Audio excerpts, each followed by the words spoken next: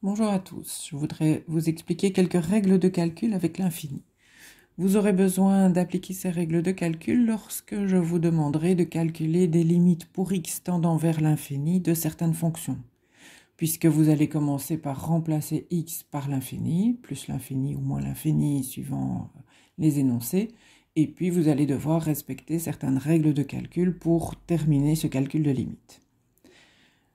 Alors, nous allons donc effectuer des calculs, des opérations dans un ensemble appelé R bar, donc l'ensemble des réels surmonté d'une barre horizontale, qui est donc l'ensemble des réels auxquels on a ajouté les nombres moins l'infini plus l'infini, qui eux ne sont toujours pas des nombres réels, comme on a vu depuis longtemps, puisque lorsqu'on a des demi-droites pour des domaines de fonctions, par exemple, demi-droite par exemple de 7 jusqu'à plus l'infini n'est jamais compris dans l'ensemble.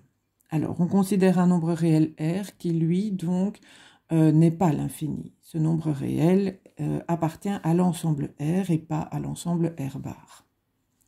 Alors lorsqu'on ajoute un nombre réel et plus l'infini, on garde plus l'infini, puisque quel que soit le nombre réel, si on lui rajoute un nombre très grand positif, on garde un nombre très grand positif, même si le nombre réel est très grand du côté négatif, par exemple moins 7 milliards 203 millions, plus l'infini, c'est toujours plus l'infini qui va l'emporter.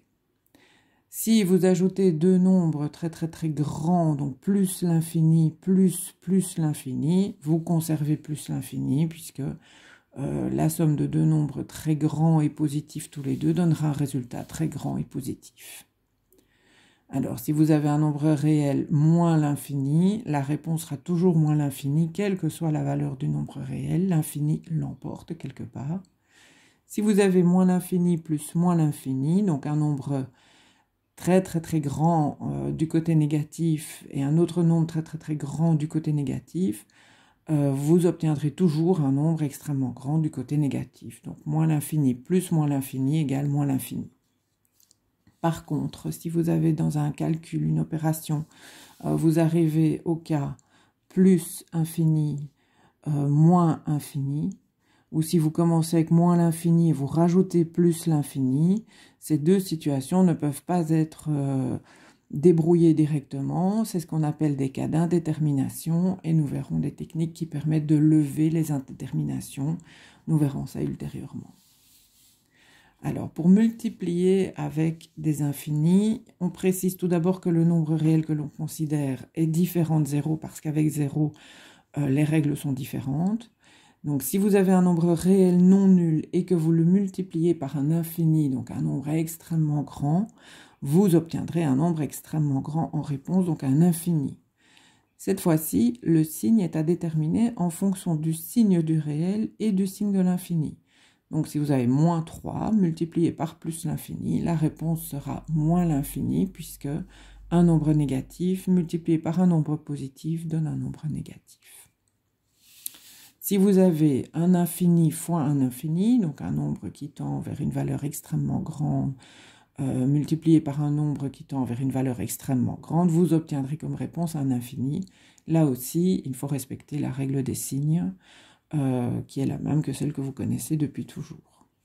Par contre, donc le cas où vous avez 0 qui multiplie un infini, quel que soit son signe, est aussi un cas indéterminé, puisque un nombre réel multiplié par l'infini donne un infini, mais 0 est absorbant pour la multiplication, donc le cas n'est pas clair, et il faudra spécifier, suivant chaque exercice, ce que peut donner la réponse 0 fois l'infini.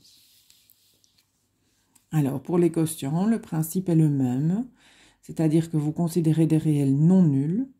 Si vous avez un nombre réel divisé par 0, vous obtenez comme réponse un infini.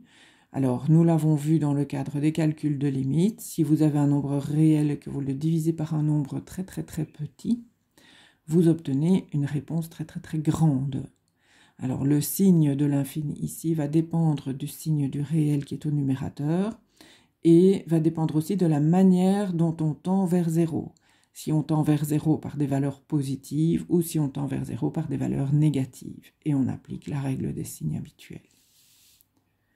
Si vous avez un nombre réel divisé par l'infini, la réponse sera notée 0, puisqu'un nombre réel divisé par un nombre très grand en valeur absolue devient un nombre extrêmement petit, de plus en plus petit. Ici, le signe n'intervient pas, puisque 0 n'a pas de signe. Alors, si vous avez un infini divisé par un nombre réel, quel qu'il soit, la réponse sera toujours un infini, et le signe de cette réponse va dépendre du signe de l'infini au numérateur et du signe du réel au dénominateur. Et donc, si vous avez maintenant un cas 0 sur 0, qui n'est pas envisagé ici, ou infini sur infini, vous êtes aussi devant deux cas d'indétermination pour lesquels une manipulation supplémentaire est nécessaire. Alors, lorsque vous avez des puissances, si vous avez un infini exposant un nombre naturel, la réponse est un infini. Le signe de l'infini doit être déterminé en fonction du signe de l'infini de départ et de la parité de l'exposant. Vous respectez les mêmes règles de signe que pour les nombres réels. Alors, pour la racine carrée de x a un graphique que je peux esquisser rapidement comme ceci, vous le connaissez. Alors, lorsque x tend vers plus l'infini, f de x, y tend vers plus l'infini, les images de x continuent à augmenter lorsque x augmente. Donc la racine carrée de plus l'infini est égale à plus l'infini. Par contre, la racine carrée de moins l'infini, donc si x tend vers des valeurs très grandes du côté négatif, la racine carrée de moins l'infini n'a pas de sens puisque la fonction racine carrée de x n'est pas définie pour des valeurs négatives de x. Alors pour la fonction racine cubique et donc les résultats des calculs de racine cubique, la fonction racine cubique a cette allure-ci, esquissée rapidement. Donc lorsque x tend vers plus l'infini, la racine cubique de x continue à augmenter et tend vers plus l'infini. Donc la racine cubique de plus l'infini égale plus l'infini. Et si x tend vers moins l'infini, la racine cubique de x continue ici à augmenter du côté négatif. Donc la réponse est aussi moins l'infini. Bon travail.